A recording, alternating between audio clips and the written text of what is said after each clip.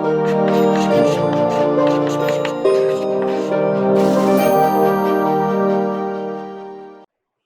Friends, हम लोग अपने चैप्टर में आगे बढ़ते हैं। जर्नल की बात कर ली थी और जर्नल के बाद से जब हम लोग लेजर में पोस्ट कर रहे होते हैं उसी को पोस्टिंग बोल देते हैं सीधा सीधा, और हिंदी में बोलते हैं खतौनी।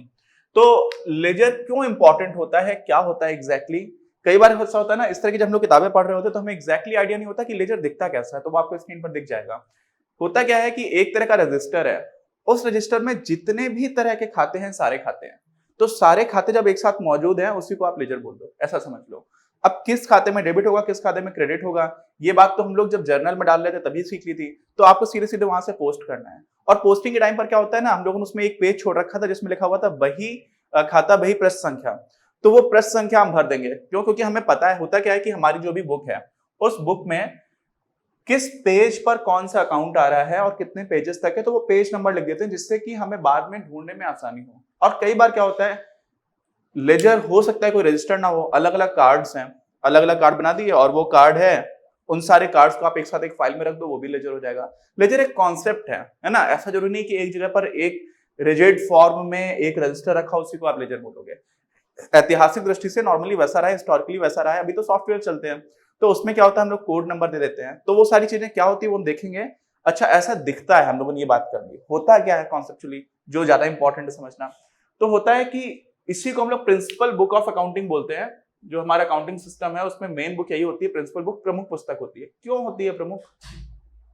देखो, जर्नल में मेन काम होता है कि हम लोग क्रोनोलॉजिकल ऑर्डर में काल क्रमानुसार जो जो तारीख पर जो जो ट्रांजेक्शन है उनको लिखते चले जाते हैं और साथ में उसका विवरण भी डालते चले जाते हैं। ठीक है, अब उसमें मान लीजिए एक ही दिन 5 अलग अलग तरह के खातों में कुछ कुछ ट्रांजेक्शन हुए, कुछ कुछ लेन देन हुए। तो आपसे पूछा जाए कि कोई एक इंसान है, ठीक है, कोई भी एक इंसान है, मान लीजिए मैं हूं और मैं किसी दुकान से बहुत उधार पे सामान खरीदता हूं, तो वो दुकानदार के लिए ये बता पाना कि मेरा कितना उधार बाकी है, वो मेरा खाता खोल करके सीधा देख करके बता देगा। आप समझ रहे हो? वो अगर ये करना स्टार्ट करेगा कि जर्नल में कब कब किस किस टाइम पर एंट्रीज हुई हैं, तो बहुत मुश्किल होगा।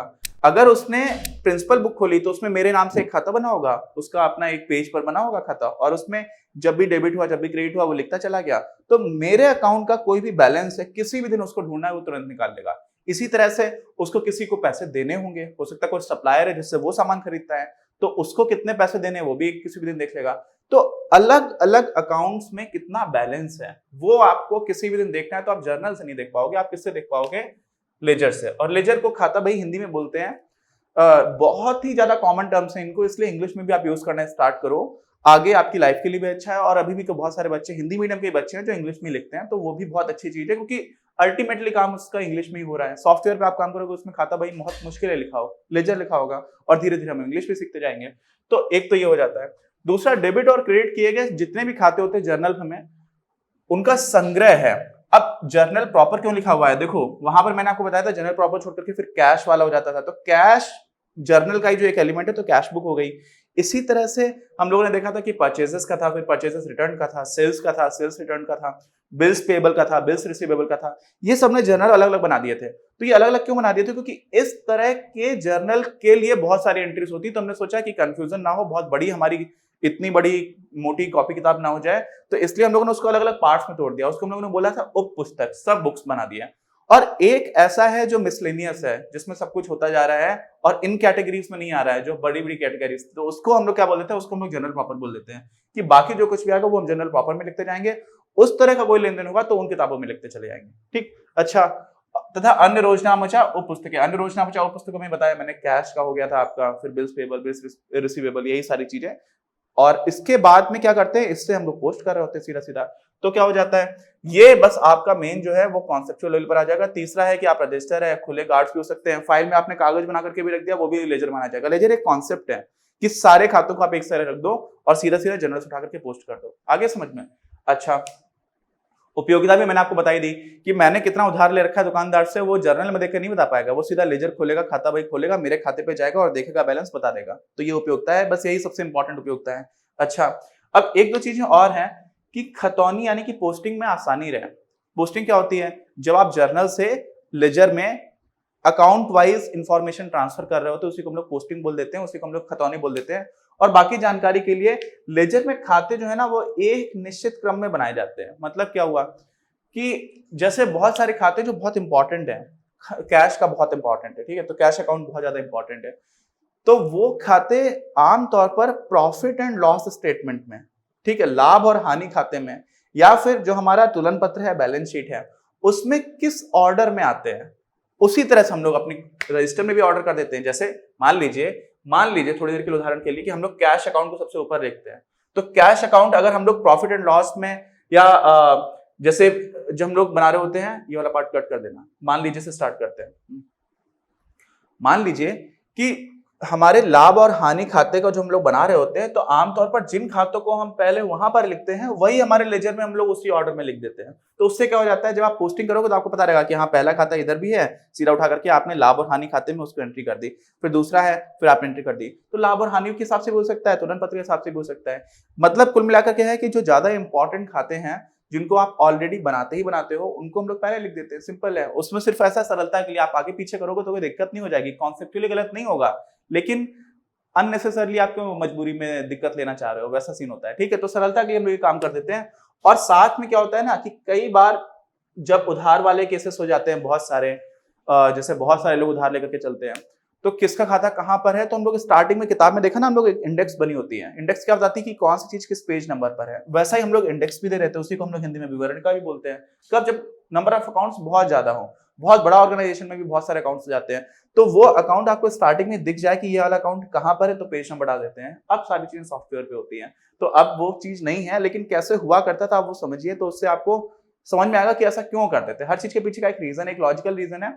कई बार सिंप्लिसिटी के लिए कर रहे हैं, कई बार ऐसा है कि वो चीज करना वास्तव में कॉन्सेप्चुअल लेवल पर इंपॉर्टेंट है, जिससे कि हम वास्तव में लेखांकन सूचना को सही से संप्रेषित कर पाए, सही से समझ पाए। जो वास्तव में लेखांकन सूचना है वो वही चीज इंटरप्रेट कर पाए जो वास्तव में किसी भी संगठन की स्थिति है, ठीक है। तो वैसा वही करना होता है।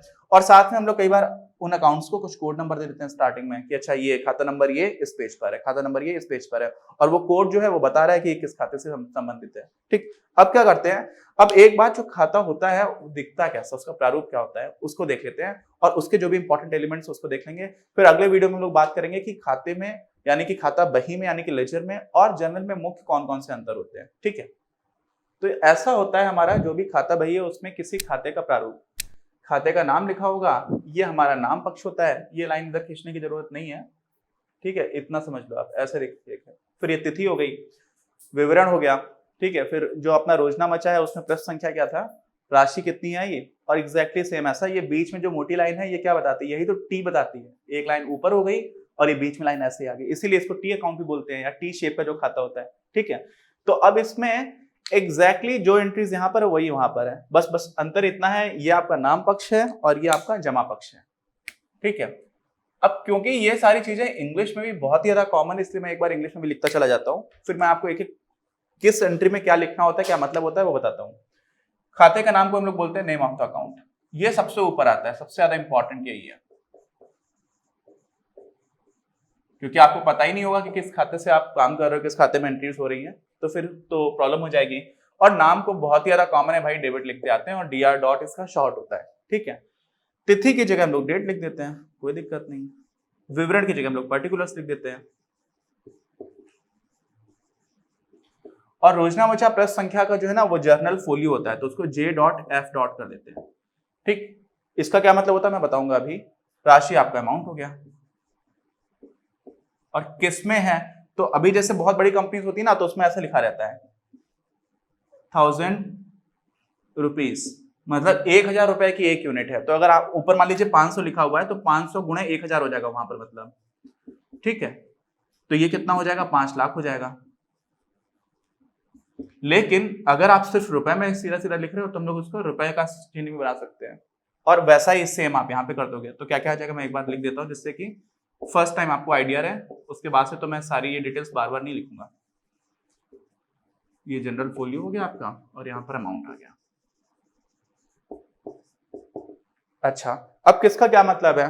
सबसे पहले तो यार एकदम सिंपल है, ऊपर जो आप लिख रहे हो इसमें क्या है, खाते का नाम है, कोई भी खाता हो सकता है, रोकड़ खाता है तो आप लिखोगे रोकड़, और कुछ भी यहाँ पर लिखते हो ना जो भी है लास्ट में आप उसको एंड खाते से करते हो, खाता लिख देते हो, ठीक है। ऐसे ही अगर आप इंग्लिश में लिखोगे तो आप लास्ट में अकाउंट लगा दोगे, cash account, furniture account, account last में आ जाएगा और बीच में ऊपर लिखा रहेगा, ये बात हो गई। तिथि जब भी हम लिखते हैं ना, तो हम लोग जो नॉर्मली लिखते हैं, बचपन से लिखते आ रहे हैं, उसमें ऐसे लिखते हैं, मान लीजिए आज मान लीजिए है 14 अगस्त, तो 14 अगस्त हो गया 14/08 और 2020। लेकिन जब हम लोग अपने इस तरह की जो भी फाइनेंशियल डॉक्यूमेंट्स बना रहे होते हैं, तो नॉर्मली इसमें उल्टा करते हैं। पहले हम लोग लिखते हैं ईयर, क्यों? क्योंकि उस ईयर में बहुत सारे महीने आ जाएंगे। फिर किसी महीने को भी आप लिख सकते हो, मान लीजिए आपने लिख दिया मार्च, ठीक है, उसके बाद से हो सकता है कि पहले दिन का है, तो फिर आप एक ही लिख सकते हो, दो भी लिख सकते हो, तीन भी लिख सकते हो। और कई बार क्या करते हैं कि हम लोग मार्च लिख करके ऐसे लिख देते हैं, मार्च, ठीक। अब ऐसे समझ लो कि यार अगर बहुत सारे ट्रांजेक्शंस मार्च में हो रहे हैं, तो आपने एक बार मार्च लिख दिया और चलाते चले गए, सिर्फ डेट लिखते चले जाओ। क्यों? क्योंकि उससे क्या होगा, अननेसेसरली आप कौन लिख रहे हो, किसी भी तरह से अवॉइड कर सकते हो। तो दोनों ही फॉर्मेट्स ठीक है, आपने ईयर लिखा, मार्च लिखा, लेकिन लिखोगे इसी ऑर्डर में, पहले साल लिखोगे, उसके बाद से महीना लिखोगे, फिर आप तारीख लिखना स्टार्ट करोगे, तो ये तिथि हो जाएगा। और ये वही तिथि होगी, फिर से हम लोग हमेशा से जानते हैं, जिस दिन लेन देन हुआ था। ये वो तिथि नहीं होगी जिस दिन आप रिकॉर्ड कर रहे हो या पोस्टिंग कर रहे हो। यहाँ पे तो रिकॉर्डिंग होगी भी नहीं, पहले आपके पास कोई वाउचर होगा, उसके बाद से आप उसको जर्नल में एंट्री करोगे, तब आपने डेट लिख दी होगी, और वही वाली डेट आप यहाँ पे उठा करके लिख दोगे, ठीक है। पोस्टिंग जिस दिन कर रहे हो वो नहीं लिखोगे। फिर पर्टिकुलर्स में क्या हो जाता है, एक उदाहरण देता हूं। जैसे मान लीजिए आपके यहाँ पर फर्नीचर पड़ा हुआ है आपकी कंपनी में, और आपने वो फर्नीचर बेच दिया, ठीक। मान लीजिए वो फर्नीचर आपने 10,000 रुपए में बेच दिया, तो आपको मिला क्या, कैश मिल गया। और कैश तो आपकी परिसंपत्ति है, एसेट है। तो जैसे ही रोकड़ बढ़ा, तो आप उसको क्या करोगे, डेबिट करोगे। और उस टाइम पर 10,000 रुपए को जो आपने डेबिट किया, तो डेबिट किस साइड आ रहा है, ये आपका डेबिट साइड है। तो आप क्या करोगे उस वाले केस में, मैं आपको एक एंट्री एग्जांपल देकर के बता रहा हूं, ठीक। तो मान लीजिए ये जो ट्रांजैक्शन है वो हुआ था किसी भी तारीख को, मान लीजिए ये हो जाता है 2020 में जनवरी थी 1, उस दिन हुआ था। और अकाउंट ये कौन सा है, ये है आपका कैश अकाउंट। एक उदाहरण दे रहा हूं, ठीक है। कैश अकाउंट क्यों है, क्योंकि हम कैश अकाउंट को डेबिट कर रहे हैं। क्या कर रहे हैं, कैश अकाउंट को डेबिट कर रहे हैं। कितने से डेबिट हुआ, सीधा सीधा था 10,000 रुपए से, ठीक।